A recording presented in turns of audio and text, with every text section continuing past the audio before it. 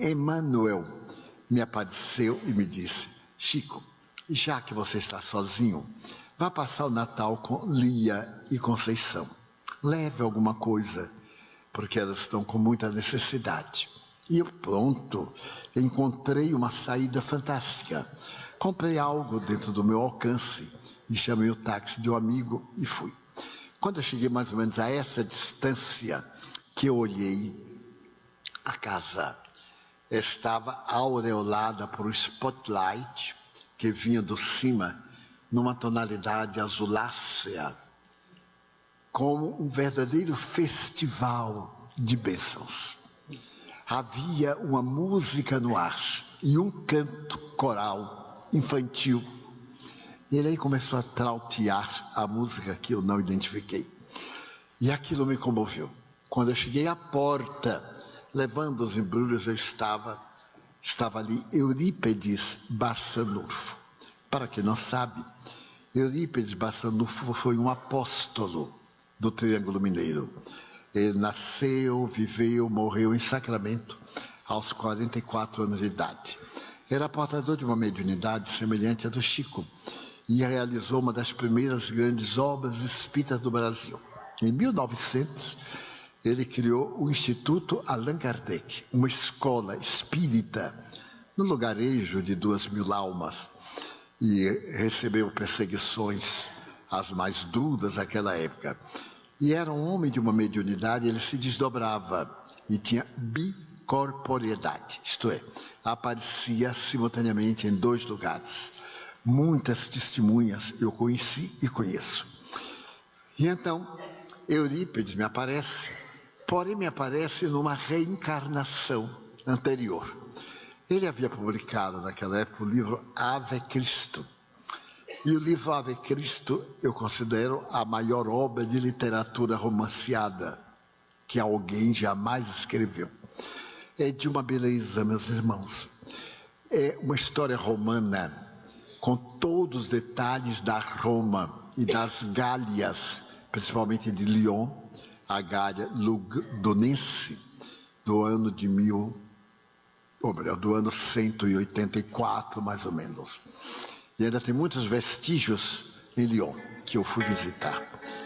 Porém, ele estava nimbado de claridade e me disse: Chico, essas 2 criaturas deformadas são muito queridas do mundo espiritual.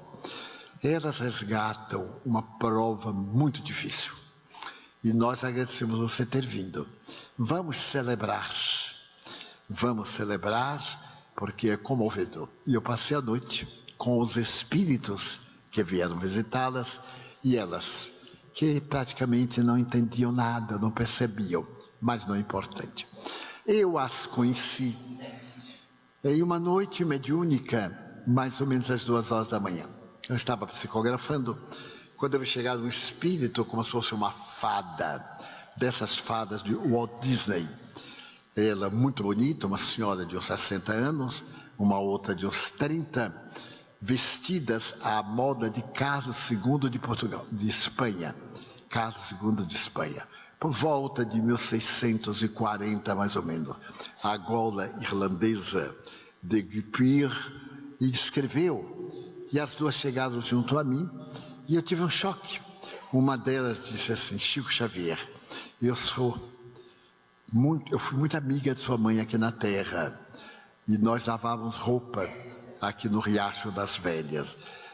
E eu estou numa prova muito difícil, porque a minha netinha precisa de mim. Nós pertencíamos à corte de Carlos II e éramos muito católicas e fazíamos parte da Inquisição.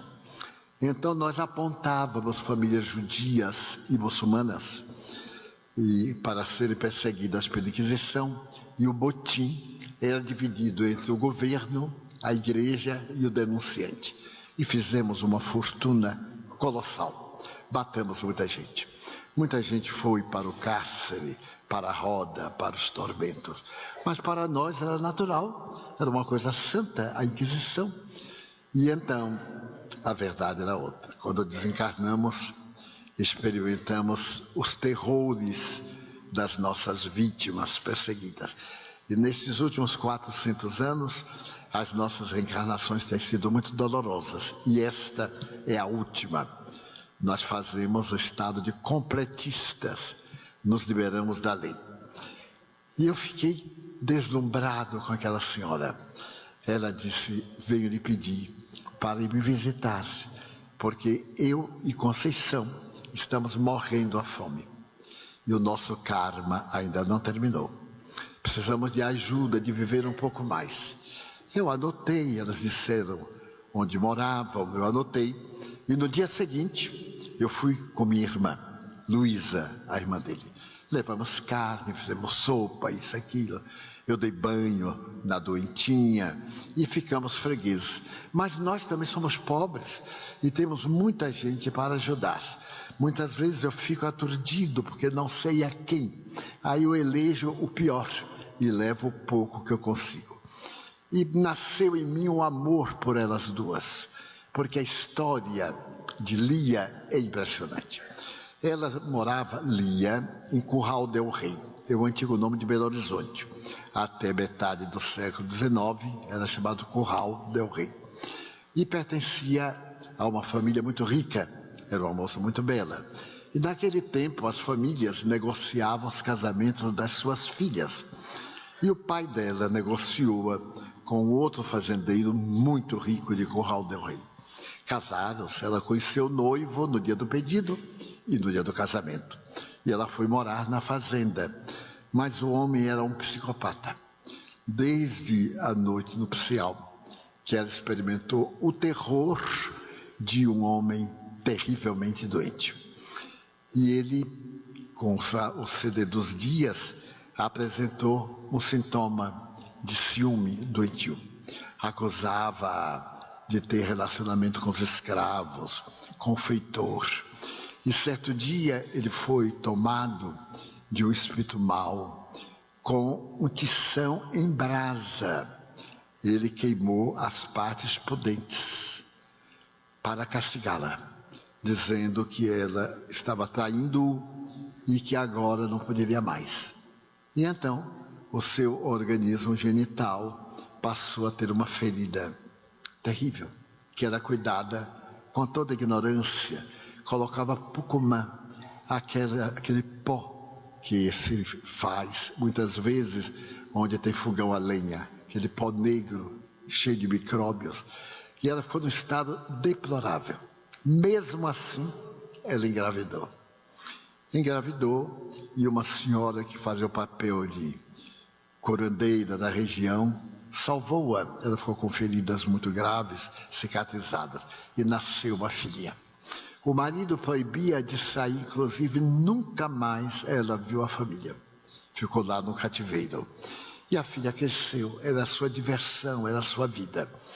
E por fim, quando completou 15 anos, o marido negociou com outro fazendeiro e a filha casou-se com um terceiro fazendeiro. Ela viu a filha sair e não pôde mais visitar. Mas a filha engravidou e quando estava perto do parto, a esposa pediu a ele, deixe-me ajudar minha filha. Neste povo ignorante, eu sou a mãe dela, como você pode duvidar de mim dessa forma? E por milagre, ele foi levá-la para que ela tomasse conta da filha. Chegou o momento do parto, era um tempo de muita ignorância, o período de resguardo era terrível, a mulher ficava coberta 3 dias e 3 noites para não tomar vento, para não ver luz, a janela do quarto fechada, infecções, a grande noite da ignorância. E nasceu uma menina. Quando a parteira, a paradeira, expressão usada muito em Minas, quando a paradeira viu a menina, ficou apavorada. Era um rosto normal e o corpo retorcido. Então a mãe exigiu vê-la. Quando pegou nos braços que viu, pegou-a e atirou pela janela. A menina foi atirada, caiu lá fora. A avó, vendo aquela coisa, ficou assim, saiu correndo, pegou a netinha e se aproveitou para fugir. E fugiu com a neta. Desapareceu.